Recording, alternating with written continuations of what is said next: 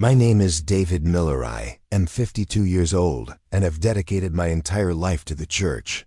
I have always believed that serving God was the same as trusting the men who claimed to represent Him. My wife, Anna, had been the bishop's secretary for almost 18 years. Faithful, respected, the kind of woman everyone called an example.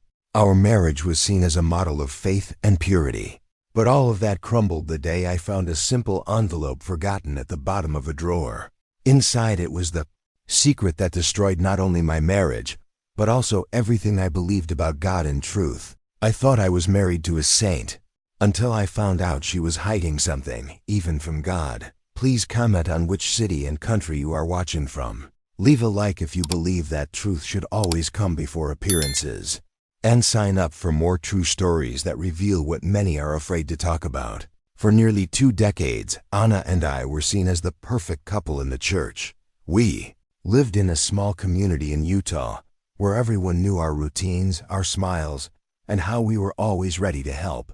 Life revolved around the same axis: work, family, and the church. And within it, our image was almost untouchable. I taught in the priesthood quorum and oversaw missionary preparation classes. Anna was the bishop's secretary, a position of trust that required organization, discretion, and constant presence in the chapel. She mastered the records, the interviews, the calendars. The bishop said she was the hands of the church, and I proudly believed it. Every Sunday we were the first to arrive and the last to leave. Families looked at us with admiration, and the young people saw us as examples of obedience. During testimonies, we were often cited by other members as a model couple who served with their hearts and lived the gospel at home. Each time I heard this, I felt something inside me swell, a kind of quiet satisfaction for doing everything right, for being on the path of righteousness. I remember how Anna dressed for church services: modest clothes, a sweet smile, a serene gaze. She took notes on every word spoken in the bishop's meetings, accompanied home visits, organized baptisms, and kept the chapel in perfect order. There was a kind of glow about her that everyone noticed, a light of dedication that seemed divine. Sometimes I would joke that she was more of a missionary than I was. She would smile and reply, "Serving is the best way to love God." We lived the kind of life that, from the outside, seemed blessed. People trusted us. Young people came to us for advice about marriage. Parents asked for help with troubled children. The bishop involved us in all the important decisions of the ward, and I felt safe. I believed we were fulfilling a sacred calling, that our home was a piece of God's kingdom on earth. Every night, we prayed together before bed. I asked for protection for our family and gave thanks for the privilege of serving. Anna would remain silent during my prayers, but always ended by saying "Amen" in a sweet voice. Today, remembering this, I realize how much more than reverence that silence of hers carried. It was the silence of someone who held something I couldn't understand, not yet. The weeks passed at the same disciplined pace. Monday was family night. Tuesday, ward committee meeting. Wednesday, preparation for classes. Thursday, interviews with the bishop. And on Saturday, when everyone rested, we were in the chapel, cleaning, organizing, reviewing records. The bishop frequently praised Anna's spirit of service. He said she was a blessing sent from the Lord. And I, innocently, agreed, without realizing the irony hidden in those words. There was a sense of pride, perhaps even vanity, in being the couple everyone admired. The church was more than a place of worship. It was the center of our identity, the stage where our devotion was seen and applauded. People greeted us with respect, and the leaders treated us as if we were an essential part of the sacred machinery. Sometimes I found myself thinking that if there were a manual on how to live the gospel perfectly, we would be on the cover. On Sundays of fasting and testimony, it was common for Anna to sit next to the bishop at the front of the hall, organizing the times and speeches. I looked at her with admiration. There was pride, yes, but also gratitude. She was the pillar of my faith, the ideal companion, the woman I believed God Himself had chosen for me. It never crossed my mind that behind that serene and disciplined image, there could be a shadow. When we participated in regional conferences, We were invited to speak about Christ-centered married life. Our words inspired other couples. We received praise, hugs, and invitations. With each new leadership cycle, the bishop made sure to keep her in the role. "No one understands the workings of the ward better than she does," he would say. And I would smile, without imagining how painfully true that phrase would become. At home, life followed the same pattern of obedience and harmony. We did everything in the name of faith. We saved to pay tithes, avoided criticizing the church, and even our personal decisions were guided by joint prayers. I thought this united us. Today I know that, in reality, it served to keep appearances intact. I remember an episode that now seems almost prophetic to me. It was our 15th wedding anniversary. We organized a simple dinner with friends from the ward. The bishop offered a long prayer, blessing our marriage and saying that God would continue to use our home as an example of purity and service. Everyone applauded. I smiled. Anna did too. But there was something different in that smile, a forced lightness, a glow I couldn't interpret. Perhaps it was guilt, perhaps it was fear, or perhaps it was already the weight of 18 years of secrets beginning to unravel. I believed I knew my wife better than anyone. The way she moved her hands when she spoke, the way she furrowed her brow when concentrating, the tone of her voice when she read the scriptures as a family. But in truth, I only knew the version of her that the church environment allowed me to see. The rest, her thoughts, her doubts, the tears she hid, were kept in an inaccessible place, a sanctuary of secrets I didn't yet know existed. Faith was the cement of our home. Everything we did was in its name. The church shaped our calendar, our friendships, our beliefs, and even our dreams. I thought it strengthened us, but in reality, it was what kept us trapped by an image, a role, a reputation. Today, looking back, I realize how blind we were. Not because there was a lack of light, but because there was too much light, an artificial light, designed to obscure what truly mattered. The community saw in us an example of holiness. I saw in us the fulfillment of God's promise. But unknowingly, we were living within a carefully constructed lie. Because sometimes faith doesn't show who we are, it shows who we need to pretend to be, so that others continue to believe. And it was within this appearance of perfection that the secret began to take shape. A secret that would grow silently for 18 long years, until the day a simple envelope would shatter the illusion and reveal the truth that no one wanted to see. The Bishop Richard Collins, he was the kind of man who seemed born to inspire confidence. Tall, always, impeccably dressed, with a calm voice and a firm gaze. He had a presence that made anyone feel small before him, not out of fear, but out of respect. Everyone in the ward saw him as a true man of God. He spoke with confidence, quoted scripture with emotion, and could make anyone believe they were in the presence of someone spiritually enlightened. When he took over the leadership, he brought a new energy to the community. The services seemed more intense, the goals clearer, the meetings more disciplined. Under his leadership, the ward prospered, and I, like so many others, saw in him not just a leader, but an example. I remember how he used to say, "Obedience is the language the Lord understands." Those words became almost a mantra. We admired him so much that we never dared question his decisions. When he spoke, it seemed as if heaven itself had chosen him to guide us, and for many years, I truly believed that. Richard was also a kind-looking man. He knew how to smile just the right amount, hug at the exact moment, look you in the eye with a serenity that made any confession seem safe. He was the kind of person who made you feel seen, and in the church, being seen by the bishop was almost the same as being seen by God.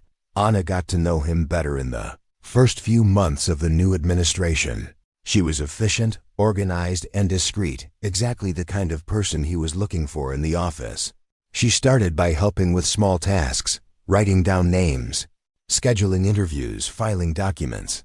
But in a short time, she became indispensable. He said he couldn't manage the ward without her. "Sister Miller is my right hand," he would repeat with a smile, and I was proud of that. They worked side by side almost every day. Sometimes she would spend hours in the chapel, taking care of membership records, confidential correspondence, and baptism reports. The bishop entrusted her with information that few had access to: tithes, council meetings, personal confessions. And all of this was, for us, a source of honor. I never saw danger in such close proximity. After all, what risk could exist between a man of God and a woman of faith? There was a genuine friendship between us.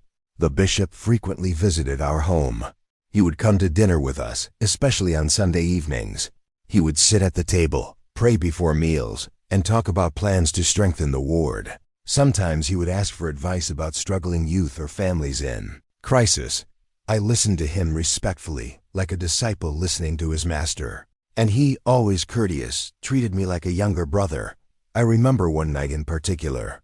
He placed his hand on my shoulder and said, "David, the Lord has blessed you with an extraordinary wife. Take care of her like a treasure."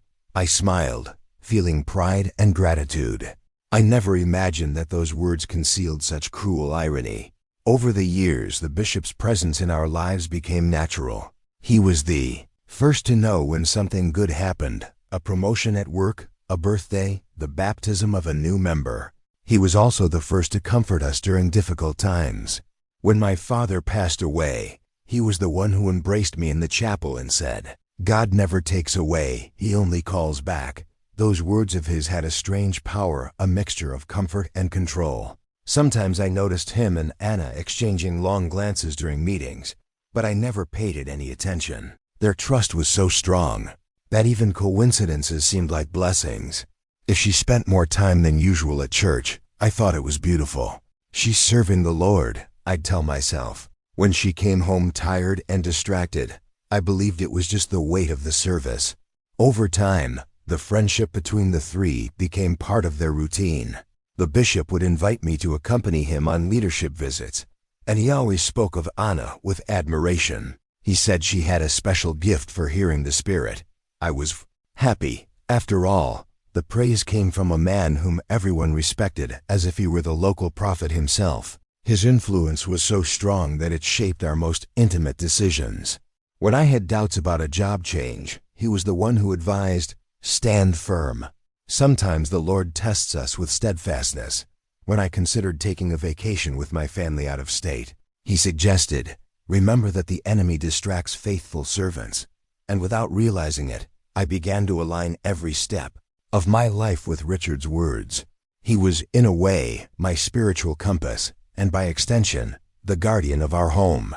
Anna, for her part, seemed increasingly dedicated to working with him. I would see her arrive late at night, folders in hand and a tired face.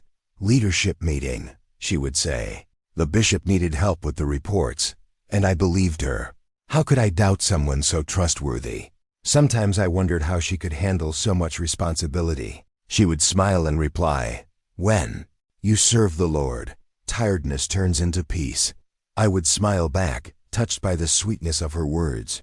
I didn't know that peace was a mask, that behind the faith there was a conflict, a pain she hid even from herself. The bishop continued to grow in influence. He spoke at conferences, was invited to lead events in other wards, and was praised by everyone. They said he would be called to an even higher position in the church. And we, faithful and submissive, felt proud to have him as our guide. It was only later, much later, that I realized how blind that trust was. He had access to everything: our homes, our confessions, our families. And with a charisma bordering on perfection, he won hearts, inspired respect, and at the same time, kept everyone under control. When I think about it today, I realize that he wasn't just a leader, he was the symbol of the very structure that sweetly imprisons. That kind of authority that presents itself as love, but feeds on submission. At that time, however, I saw him as a spiritual father. He was like a father to us. I repeat to myself, trying to understand how someone can use faith as a disguise for manipulation. I let him into my home, into my mind, and, without realizing it, into my marriage as well. And perhaps that's the most frightening thing about spiritual power. It doesn't need force to dominate, only trust. And trust was something I had in abundance. I surrendered it blindly, without imagining that in doing so, I was opening the doors to a secret that would destroy everything I loved. At first, The changes were so subtle that they almost went unnoticed. Small details that at first glance seemed insignificant. Anna had always been dedicated to her work at the church, but suddenly that dedication became a kind of silent obsession. She spent more and more time at the chapel, always with a new task to justify her absence. Overdue reports, extra interviews, emergency meetings. Sometimes I would wait for her for dinner, but she would call saying, "The bishop needed me a little more today." At first, I didn't see any problem with it. I thought it was beautiful. I myself had always preached that serving was a way of demonstrating love for God. It's just zeal, I told myself. She's serving the Lord. And like a good, faithful husband, I didn't question it. As the months passed, the pattern began to repeat itself. The nights at home grew quieter, the dinners colder, the conversations more superficial. Anna, who had previously shared every detail of her routine, now responded with short phrases. When I asked about her work with the bishop, she would look away and simply say, "There's a lot to deal with." Sometimes she smiled, but it was a hurried smile, like someone hiding a shadow behind their lips. I also noticed a change in the way she prepared to go out. Before, she wore simple, discreet clothes, typical of a woman of faith. Now she spent more time in front of the mirror. She carefully chose her blouses, applied perfume, and smoothed her hair with almost nervous attention. When I complimented her on looking beautiful, she simply replied, "It's important to present yourself well in the house of the Lord." At that moment, I found the answer inspiring.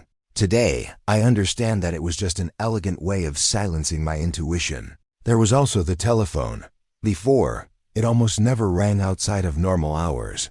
Now there were late calls, hastily exchanged messages, notifications deleted before I could see them. When I asked, she said they were ward administrative matters or urgent requests from the bishop, and again, I believed her. After all, who was I to doubt someone so close to God? Over time, I began to notice the emotional distance growing. The prayers we used to say together became rare. When I suggested reading the scriptures at night, she would say she was tired. Sometimes she would pretend to be asleep to avoid conversation. I felt the distance growing, but faith had taught me that every marriage goes through trials. So instead of questioning, I knelt down. I prayed for her, asking God to give her rest, wisdom, and strength. But the prayers seemed to fall on deaf ears. I felt something was wrong, a restlessness that slowly consumed me, as if the Spirit were warning me and at the same time asking me not to see. It was a contradiction that tortured me. On one hand, something inside me screamed for answers. On the other, the voice of faith told me, "Trust, do not doubt." The enemy takes advantage of distrust. I remember one night in particular. She arrived late, almost midnight. I was in the living room, pretending to read, but actually just waiting. When she came in, she seemed startled to see me awake. The bishop needed to review some personal documents before Sunday's conference, she explained. She spoke too quickly, without looking me in the eye. I wanted to ask more, but I didn't have the courage. I just nodded and said, "May the Lord bless you for your service." She smiled, relieved, and went straight to the shower. The sound of the water muffled the silence that fell between us. Sundays also began to change. Before, she sat next to me at services. Now she was almost always at the front, near the bishop, taking care of the schedule. I saw the two of them exchanging discreet glances, subtle gestures of complicity, and something inside me began to unsettle. But each time doubt crept in, I reprimanded myself. "Don't judge," I repeated to myself. True love trusts. There was an episode I can't forget today. During a leadership meeting, the bishop publicly praised my wife's efficiency. He said she was an instrument in the Lord's hands, and that no man could ask for a more dedicated partner in the work. People applauded and I smiled, proud. Only later did I realize that there was something more to that praise, an intimacy in his voice that sounded too personal, a tone I didn't want to notice. The little things started to accumulate, the change in her perfume, the way she avoided physical contact, the distant look in her eyes during meals. Sometimes I would say, "You're different." She would sweetly reply, "It's just the weariness of routine." And again, I believed her. My faith had become a shield against reality. I had learned that to doubt a leader was to doubt God. And how could I doubt someone as respected as the bishop? He was a spiritual father, a holy man. And my wife was the faithful secretary, the epitome of purity. To doubt them would be to doubt the church itself, and that was something I could not bear. Over time, I began to rationalize everything. When she spent the night reviewing minutes, I told myself that the Lord's work required sacrifice. When she avoided talking about the bishop, I thought it was just discretion, part of the job. And when I perceived the coldness in her touch, I convinced myself that mature love was quieter, less intense. Sometimes, faith doesn't open your eyes, it teaches you how to keep them closed. This phrase perfectly defines what I experienced. I wasn't blind, I chose not to see. People at church continued to admire us. They continued to call us an example, the ideal couple. And the more I heard these compliments, the harder it was to admit that something was wrong. The public image was so perfect that any crack seemed like blasphemy. But the heart, it never lies. It screamed inside. A growing unease began to settle in, a kind of premonition that I tried to silence with hymns and scriptures. Sometimes, I would wake up in the middle of the night and look at her sleeping, trying to find in her features the woman I loved. But all I saw was a mystery shrouded in faith, guilt, and silence. And it was there, in that silence, that the first trace of truth began to emerge. Small, almost imperceptible, but enough to steal my sleep. I didn't yet know what I was about to discover. I only knew that something sacred had been corrupted, and that, however much faith urged me to be blind, the truth would soon force me to see. It was a Saturday morning like any other. I had decided to tidy up my home office, a small room that held stacks of books, old papers, and mementos from a lifetime in the church. While organizing folders, I found a locked drawer one I had never opened. The key was attached to a small keychain with the word symbol, and I remember thinking how typical of Anna that was. Organized, discreet, always keeping everything in order. Without much intention, I opened the drawer. Inside, there's only a handful of yellowed papers and a white envelope already somewhat worn with age. The bishop's name, Richard Collins, it was written in the corner in my wife's soft, careful handwriting. At first, I thought it was just administrative correspondence, perhaps old church reports. But something caught my eye. The envelope was sealed, and upon touching it, I realized there was more inside than just ordinary paper. For a moment, I hesitated. I felt as if I were about to trespass on sacred ground, something that didn't belong to me. Faith has always taught me that certain things should remain between the servant and the Lord, but something inside me, perhaps, the same instinct I had been ignoring for months, prevented me from returning the envelope to the drawer. I held it in my hands and stared at his name, Bishop Richard Collins, until curiosity overcame devotion. I tore open the seal carefully, as if I feared the sound of opening it would awaken some spirit. Inside, there were several printed sheets, some dating back more than 15 years. The first was a letter, and the heading bore the seal of the church. The text began formally, but soon became too intimate for an administrative document. Anna, I can still feel the peace from last night. Your words lifted my spirit again. The way you comfort me. It's something I can't find anywhere else. I thank the Lord every day for putting you in my path. I read those words repeatedly, unable to believe what I was seeing. It was his handwriting, his voice imprinted on paper. The man I called my spiritual leader, the same one who said marriage was sacred and inviolable. Writing to my wife in a tone that left no room for misunderstanding, I continued reading, my hands trembling. Other pages revealed even more personal messages, veiled declarations, memories of meetings for prayer, at hours even. References to places only the two of them could know. Some sentences were carefully written, avoiding direct words, but the subtext was as clear as midday light. Our meetings bring me peace. Don't let guilt steal what God has given us. He knows our hearts. Those words pierced me like a blade. He justified sin in the name of God. He spoke of peace while destroying families, of divine purpose while deceiving everyone around him. And the worst part, Anna had kept it all to herself for 18 years. I continued rummaging through the envelope, searching for an explanation, something that could turn it all into a misunderstanding. But with each page, the weight increased.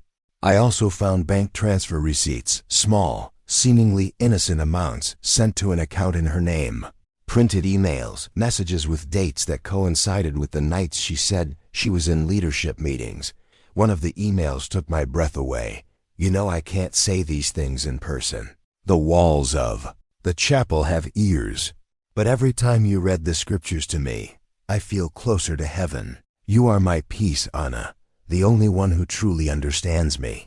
It was at that moment that the ground seemed to disappear beneath my feet. I felt the blood drain from my face. My hands went cold. My heart raced at a painful pace.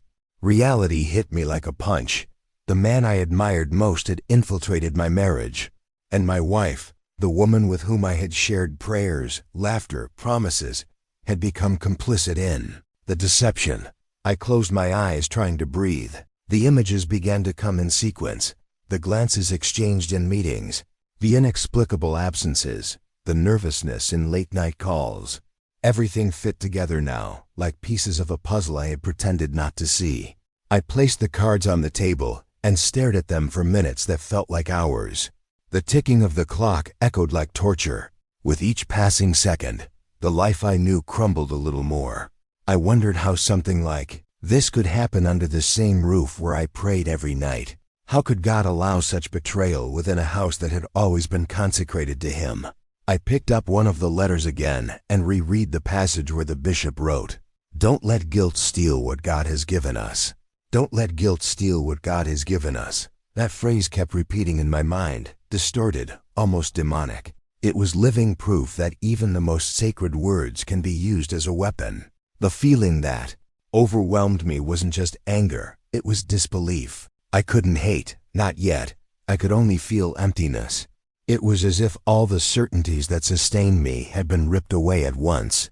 Love, faith, respect, trust, everything had turned to dust. I picked up the envelope and sealed it again, but it was too late. That simple piece of paper had become a sentence. I knew that, from then on, nothing would be the same. I sat on the edge of the bed, holding the envelope against my chest, and wept like a man who loses not only a wife, but his own identity. With each tear, I remembered the sermons about forgiveness, the promises that the Lord sees everything, and the bishop's voice echoing from the pulpits, speaking of purity and fidelity. I felt nauseous. That same man wrote passionate letters to my wife while embracing me on Sundays and calling me brother. It was that morning that my faith began to crumble. I realized that everything I had built, my marriage, my devotion, my public image, was founded on a lie. I still put the envelope back in the drawer, as if it were possible to erase what I had seen. But deep down I knew that paper wasn't just proof. It was a mirror. And looking at myself in it, I saw reflected a man who believed too much, a man who confused faith with blindness. From that moment on, I understood that silence was no longer an option. Something inside me had awakened, a mixture of pain and clarity. And even without knowing what would come next, I knew that envelope would be the point of no return in my life. The day I found the letter was the day I lost everything. But it was also the day I started watching for the first time.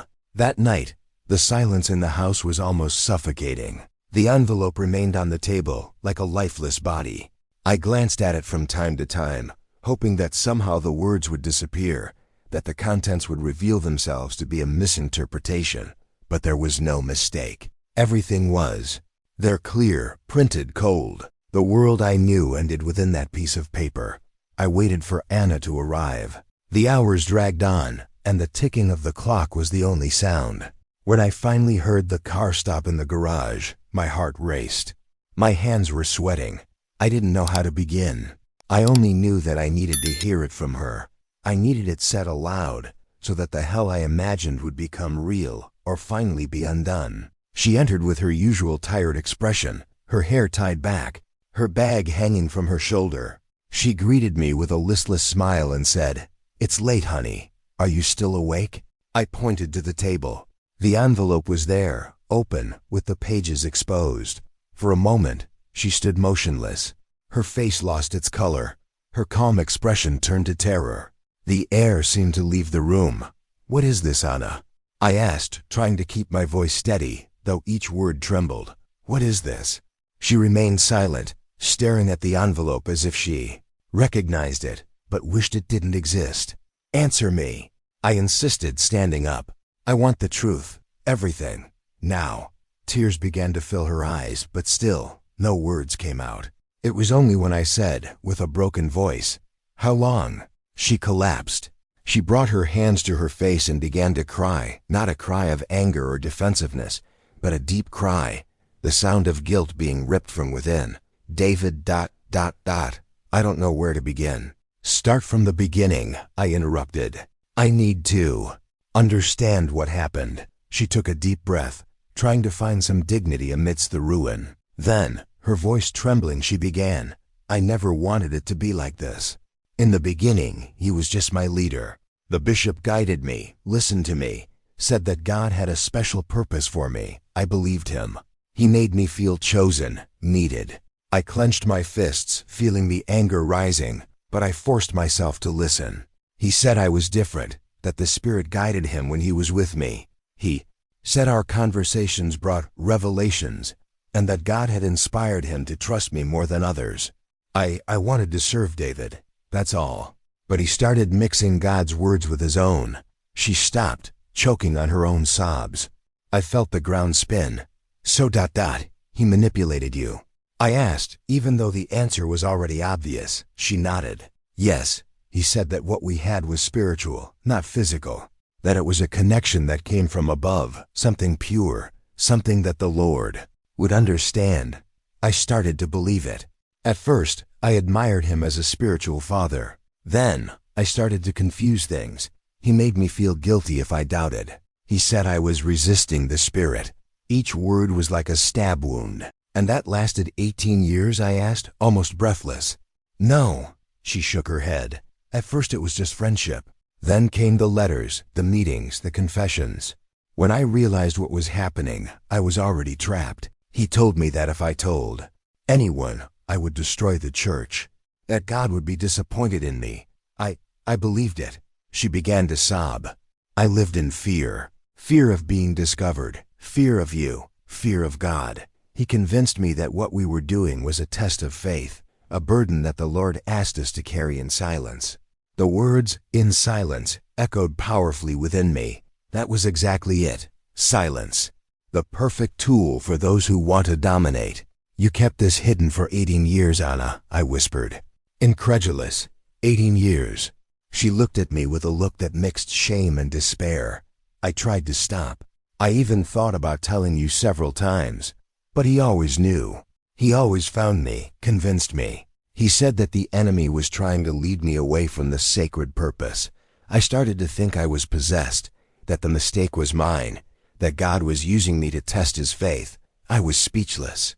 There was so much distortion, so much pain in her voice, that any reaction seemed insignificant in the face of its monstrosity. "He not only deceived you," he said finally, "he destroyed our faith. He used God's name to justify sin."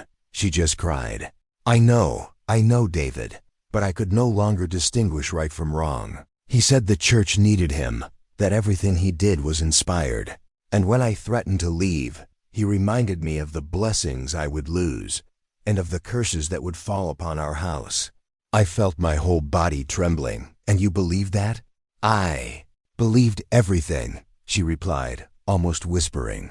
"Because he was the bishop, because everyone called him a man of God, because I myself saw miracles happen around him. I thought, how could such an anointed man do something wrong?"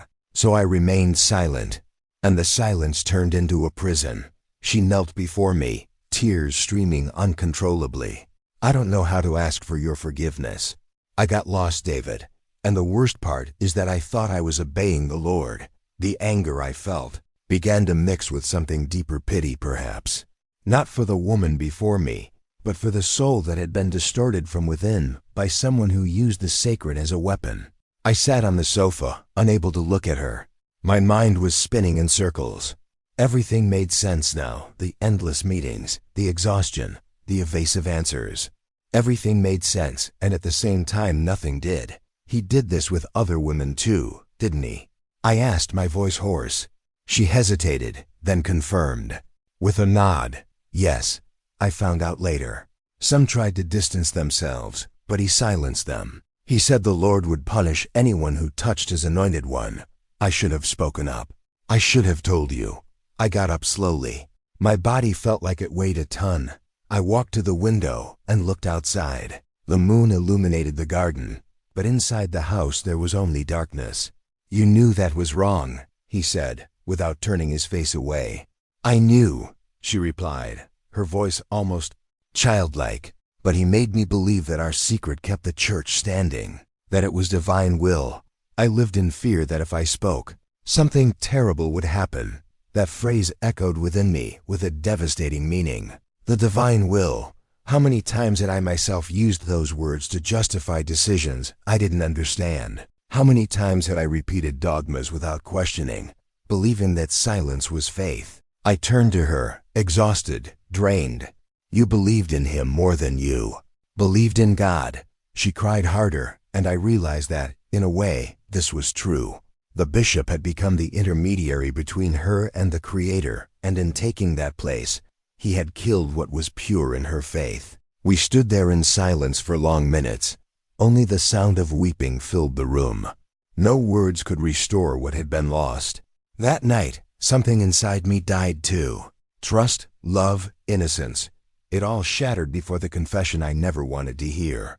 And while she was still, repeating, between sobs, that she thought she was obeying God, I realized that perhaps the greatest tragedy of blind faith is not the error itself, but the power it gives men to become gods in the minds of others. That's when I understood, with a pain that no words can describe, the truth does set you free, but first, it destroys. The morning after confession, the house seemed like an abandoned set. The chairs, the table, the pictures with verses, everything remained in the same place, but nothing had the same meaning. I walked down the hallway as if passing through a desecrated temple, feeling that every memory had been touched by invisible hands. 18 years. That number echoed like a funeral bell within me. 18 years of dinners after sacrament meeting, of family nights, of couples' prayers, of fasting for the youth of the ward. And beneath that surface, an underground river of secrets. I opened the cabinet where we kept the old temple recommends. The plastic cards, so clean, so solemn, gleamed in the light. I thought about how many worthiness interviews I had to endure to maintain that privilege. Questions about purity, honesty, obedience. I remembered the bishop's firmness, the same man looking at me and asking if I lived righteously. I always said yes, and so did he. Now I understood. His holiness was a charade sustained by our silence. I sat on the office floor with the envelope in my lap and began to mentally parade through each year. The wedding, anniversaries, the conference services, the testimonies where we both went up to the pulpit to thank God for the blessings upon our home. I can still hear Anna's voice reading the scriptures, slow and sweet, while I closed my eyes to feel the Spirit. The Spirit I felt, I realize now, was often just the numbing peace of someone who doesn't want to see. The lie didn't need shouting. It sustained itself in our liturgy. These were small rituals that at the time seemed beautiful, but today reveal the mechanism. He, the bishop, praising our union in public. She, the secretary, reiterating the importance of discretion. I, the husband, accepting that the work demands sacrifices of time, conversation, and intimacy. The system fed on words that sounded sacred: obedience, trust, reverence. And beneath these words, the truth was slowly strangled. I opened a box of old photos. The three of us smiling after a baptism. Him with his hand on my shoulder, like a proud father. Anna beside him, holding a clipboard. In each image now, I see the perfect triangle of control, authority, secrecy, devotion. It wasn't just an improper relationship. It was a moral architecture that kept us captive. He used God as his language. She, guilt as her shackle. I, faith as my blindfold. I remembered the nights when Anna said she was exhausted. I would turn on a dim light, bring her water, hold her hand. She would turn her face to the wall, as if afraid of her own shadow. I thought it was the weight of the work. It was the weight of the hiding place. How many prayers did I say asking the Lord to renew her strength? And how many times did the answer not come because the right question was different, not strengthen us, but reveal ourselves to us? When the pain tightened my chest, I went to the room where we keep the hymns. I opened it at random and found Nearer, My God, to Thee. The word struck me with a cruel irony. We had been near, yes, to the altar, to the community, to praise, and, at the same time, far from the truth. The music that united us now seemed like a frame for the portrait of our blindness. I began to recall conversations with the bishop, his advice on marital purity, his insistence that we keep our eyes only on our spouse, his sermons against the lust of the world. I wonder how many times these words were spoken hours after a message was sent to my wife. The duplicity was not only in the act, but in the liturgy, the sin hidden behind the preaching. The preaching used to polish the reputation that concealed the sin. It was impossible not to broaden the focus. If our marriage was tainted, what about the structure surrounding it? I began to see the system as an organism that protects itself at all costs. Her confession revealed that other women had also been cared for by the bishop. The word care in that context became a wound. I thought about the closed-door interviews, the appeals for absolute trust, the strategic use of guilt as a spiritual tool. The religion that promised me light now seemed like a labyrinth of mirrors, where every question reflected back my own face. Exhausted, submissive, domesticated. I went to the kitchen and, without thinking, washed a glass that was already clean. The automatic gesture brought to mind another scene. How many times have we cleaned, organized, and decorated the chapel for events that, unknowingly, celebrated a false narrative? With each flower arrangement, with each white tablecloth, on the pulpit, the lie settled among us like an honored guest, and we smiled at it, calling it reverence. My phone vibrated with messages from members, invitations to activities, prayer requests, a thank you for a class one had taught weeks before. I didn't reply to anyone. For the first time, the language of our community sounded hollow, almost plastic. Words like edification, alignment, purpose seemed like labels on empty bottles. Faith, detached from truth, becomes perfume, fragrant on the outside, toxic on the inside. With each step down the hallway, a year. In the bedroom, the year she was first called secretary. In the living room, the year he blessed us with a promise of posterity. In the office, the year I considered moving to another city and gave up on inspired advice. What if the advice was merely convenience? What if the voice of God for us had been supplanted by the voice of a man?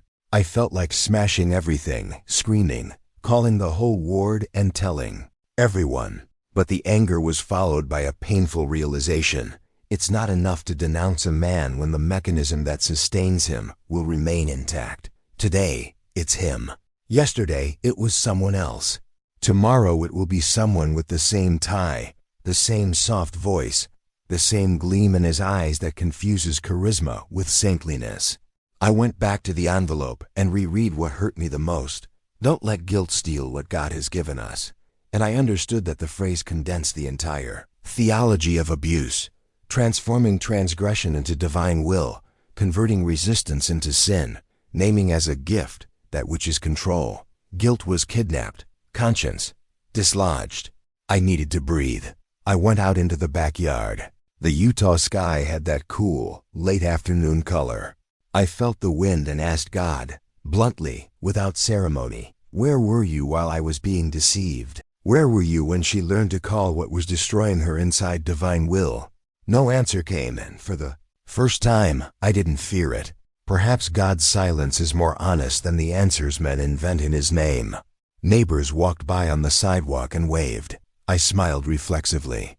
I thought about our reputation, the model couple, the strong family. How many times has reputation been used as a weapon? How many times have I cultivated it myself like an idol, preferring applause to truth? The mask weighs heavily, and it weighs even more when we call it testimony. I went back inside and found Anna, sitting at the table, her eyes red, her hands clasped as if awaiting judgment. I sat down opposite her. No gestures were sufficient, only the emptiness between us, as wide as a desert. And in that emptiness, a whole sentence, clear, merciless. She confessed to loving God, but she feared the church more than she ever feared sin. She loved the idea of God, but feared the institution that had taken his place. Fear shaped her faith, directed her decisions, and silenced her. Fear is a sacrament of the false gospel. At that moment, something stirred within me. It wasn't forgiveness, not yet. It was a recognition. The lie wasn't just hers or his. The lie was a collective pact, a liturgy that we, as a community, repeated for years. We call control care, we call silence wisdom, we call abuse a test of faith. And when someone bleeds, we ask that they not stain the temple carpet. I placed my hand on the envelope and said, almost in a whisper, "This ends here." I didn't know what would come. Next, separation, church discipline, public scandal. I only knew that if I continued to call obedience a virtue when it is merely fear, I would lose the rest of myself. The structure that gave me language, friends, and status now demanded my silence as the final tithe. I wouldn't pay it. 18 years can't be contained in one night. But that night, I decided that at least one altar would fall, the altar of secrecy.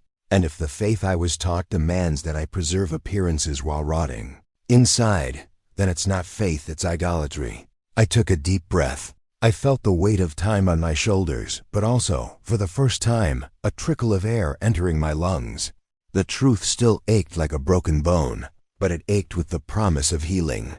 And among the shards of our history, I heard not a voice from the pulpit, nor a stamped letter, but a simple, human, perhaps divine whisper, enough with the fear. In the days following the confession, I lived on autopilot. The pain was so intense that even the air seemed thicker. I walked around the house with the envelope in my hands like someone carrying a cross. Each page was proof, not only of the betrayal, but of the spiritual corruption that hid behind smiles and ties. I knew I couldn't stay quiet. Something inside me told me that if I remained silent, I would be repeating the same sin that had brought us there. Silence. I decided to seek out the higher leaders of the church.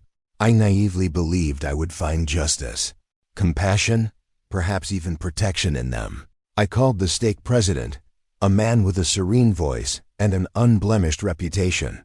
I scheduled a meeting. On the appointed day, I arrived early, with the envelope inside a briefcase and a lump in my throat. He greeted me with a rehearsed smile. "Brother Miller, what brings you here?" I sat down and told him everything. I spoke of the letters, the transfers, the lies, the nights of manipulation. As I spoke, he merely shook his head, showing no surprise. When I finished, his silence seemed deafening. "This is very serious, Mr. President. The bishop.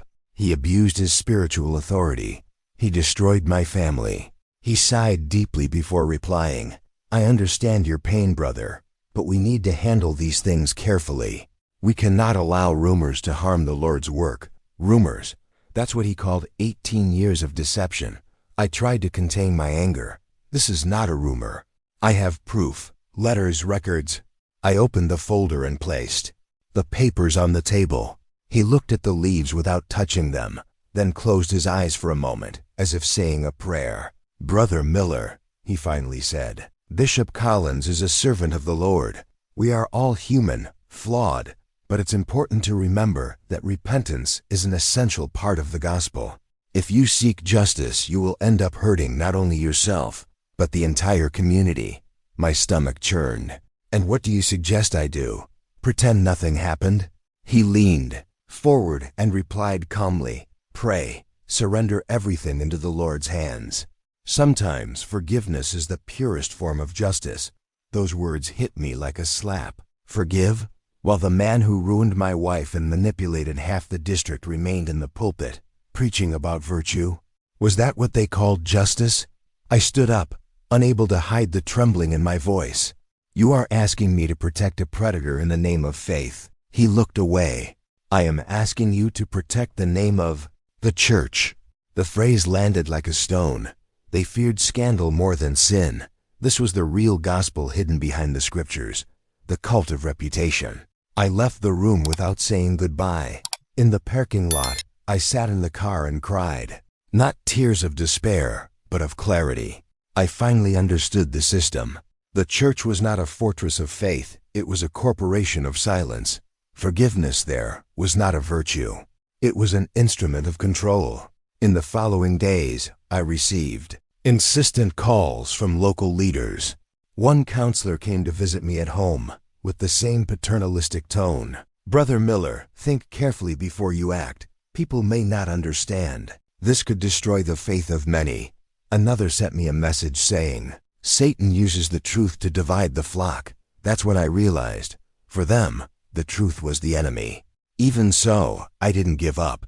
I wrote a formal letter to the disciplinary council. In response, I received a cold email, signed by a stake. Secretary, your request has been received. Local leadership will handle the matter appropriately. We ask that you do not share details outside of official channels to avoid confusion among members. Avoid confusion. I read those words and saw in them the essence of everything. Maintaining appearances. The priority was never repentance, but the public image of the institution. That week, Bishop Collins continued presiding over the meetings as usual. He preached about humility, quoted parables, about forgiveness, and even mentioned, with a choked voice, the danger of hasty judgments within the church. The members applauded him. Some even wept. I watched in silence, feeling my heart burn with indignation. After the meeting, he approached me in the courtyard, with that same serene look that I once mistook for kindness. David, I've heard you've been troubled. His voice sounded almost compassionate. I love you like a brother. Don't let the adversary use this pain to destroy what we've built together. I felt like screaming. What did we build? I replied in a low voice.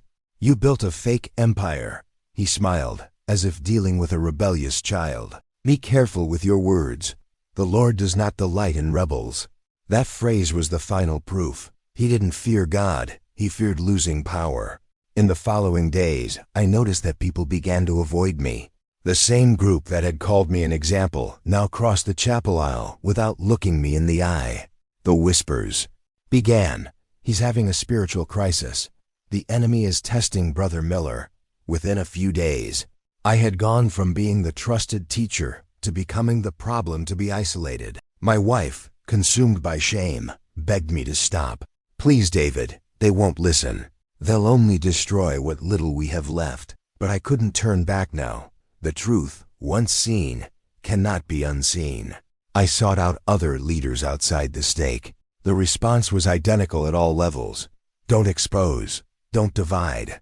Trust the process. Pray for the bishop.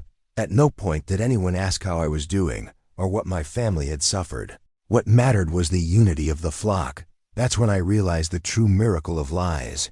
They transform victims into threats and the guilty into anointed ones. In my last attempt, I wrote to the church's general office. I never received a reply. Only a silence that spoke louder than 1,000 letters. An institutional silence, polished, divinely choreographed. I understood that the truth was not welcome, not because it was doubtful, but because it was dangerous. It threatened the system, and the system, disguised as faith, defends itself tooth and nail with scriptures. On one of the last nights I tried to pray, I asked God for an explanation. Not why he had let it happen, but why so many people still knelt before men, calling what was merely fear spiritual authority. I heard no answer, only a thought that formed with the force of a revelation. They are not afraid of sinning. They are afraid of causing scandal. It was at that moment that I understood that the true gospel of Christ could never flourish in a place where truth is treated as an enemy. They feared scandal more than sin. That phrase stuck in my mind like a branding iron. They didn't want justice. They wanted silence. They wanted to block out the sun of conscience with the veil of ritual. But I could no longer obey. Obedience that protects sin is not virtue, it is cowardice. And that night, I decided that if no one else had the courage to speak, I would speak, even if my voice trembled, even if they called me an apostate, because the faith that requires lies to survive is already dead. and I could no longer pray at an altar made of silence. After weeks of trying to be heard, I realized that institutional justice was a mirage. The church closed its doors to me with smiles and verses. Every attempt at dialogue ended with the same phrase, "Trust in the Lord and do not cause division." But the Lord I knew would not remain silent in the face of injustice. He would not protect a man in the name of the church's image. He would protect the truth. It was at this point that my conscience began to awaken, slowly and painfully, like someone emerging from a deep sleep and discovering that they had lived for years dreaming inside a prison. I began to wonder what exactly I believed in. Was my faith in God or in the men who claimed to represent Him? I realized I had never spoken to the Creator directly. There was always an intermediary, an inspired leader, who told me what He wanted, what I should do, what was right or wrong. I wasn't serving God, I was serving the system. And that system, I discovered too late, has no place for those who question. In the following weeks, I sought support outside the chapel corridors. I joined former members' forums, support groups, and anonymous blogs that told stories so similar to mine that it was impossible to doubt. People who, like me, believed they were saving their souls while losing their own voices. Men who were disciplined for denouncing abusive leaders. Women who were silenced with the phrase, "Don't touch the Lord's anointed." Young people who fled their missions with trauma and guilt. Each account was a wound mirroring my own. For the first time in months, I didn't feel crazy. I wasn't alone. There was an invisible multitude, fathers, mothers, children, former leaders, all united by the same scar, the weight of a faith that taught obedience but forgot conscience. One of the former missionaries I spoke with told me something I'll never forget. When you're in there, they teach you to see the world in black and white, but when you come out, you discover that God lives in the middle of the gray. Those words set me free. I began to see that perhaps true faith wasn't found in temples, but in the courage to keep searching, even after the foundations of religion crumble. I began to review my life through a new lens. How many decisions did I make out of fear of displeasing the Lord? How many times did I remain silent because silence was mistaken for faith? How many times did I trade truth for the apparent peace of obedience? Now I realized silence is comfortable, but conscience is the only altar where God truly dwells. One day, I decided to return to the chapel, not to pray, but to see the place with different eyes. I went in during the week when it was empty. The lights were off, the pulpit clean, the smell of waxed wood. That scene that had once brought me peace now seemed like a staged performance. Each pew carried memories of hymns sung with tears, of prayers offered with open hearts. But everything was stained by the discovery that behind that order, there was fear. I sat in the last pew and watched the altar. I thought about how many times I had seen the bishop in that same place, preaching about purity and forgiveness. I felt a deep anger, but also a strange compassion, not for him.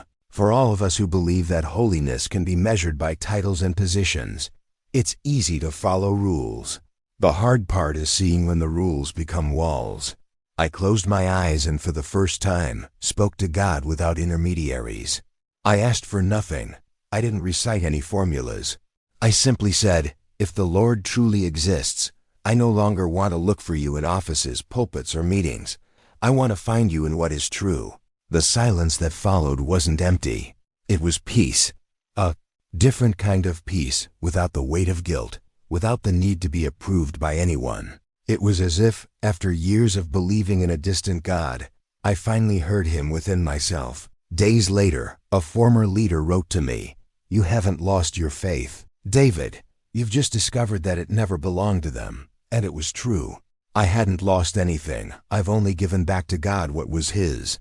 Faith is not blind obedience. Faith is the courage to think, feel, and choose even when it makes you an outcast. I began to rebuild my life based on this new understanding. I no longer attend meetings. I don't pay tithes. I don't confess to men. But I pray. I pray simply, without fear. I talk to God while I walk, while I cook, while I breathe. And unlike before, I feel that He hears me. Not because I am worthy, but because, finally, I am true. Many who left the church told me about the guilt they feel. I felt it too. For a while, I thought I was betraying God by leaving. But little by little, I realized that perhaps the true act of faithfulness was precisely to leave. Because staying there would be agreeing with the lie. To remain would be to call what was fear faith. One night, I wrote something in my diary that I now repeat as a prayer. God was never in that office. He was in every question I was told not to ask. That sentence marked the end of my old life. God was never in those meeting rooms where men discuss who is worthy and who is not. He never needed microphones or authorities speaking in his name. He was in the tears I held back, in the courage to say enough is enough, and in the heart that dared to seek the truth, even when it hurt. Today, I see religion as a house that has collapsed. And among the rubble, I found something small, but real. Faith. Not the faith taught in manuals, but the faith that springs from conscience.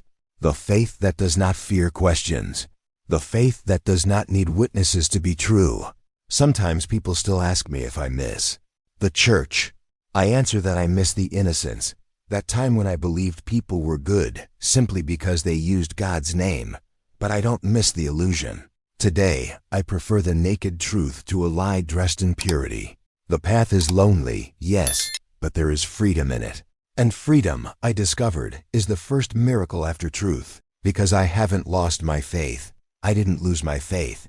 I found it outside the walls of a church that forgot what truth means.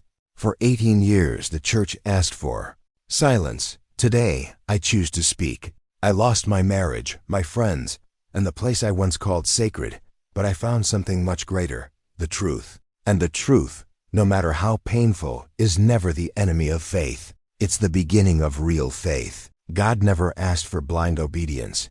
He asked for brave hearts, for people who have the courage to stand up and say, enough. If you're listening to this, and you've ever been silenced, know this. Your voice matters more than their titles. God doesn't live in fear. He lives in truth. Comment, I'm awake. I want to know the truth. Like if this story touched you, subscribe for more real stories. Watch the next video, another testimony of someone who dared to tell the truth.